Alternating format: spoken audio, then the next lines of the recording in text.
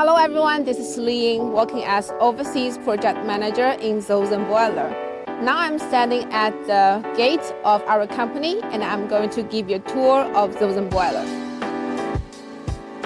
ZOZEN was founded in 1988. We are A-grade boiler manufacturer in China, and A-grade is the highest grade. Geographically, here is the largest industrial zone all over China.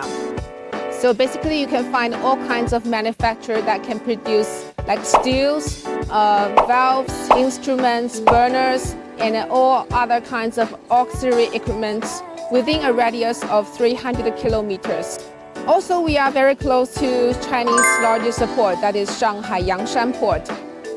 With my camera to the right, here is the new office building we built in 2010. We set up the production teams, QC department, sales department, after sales department here.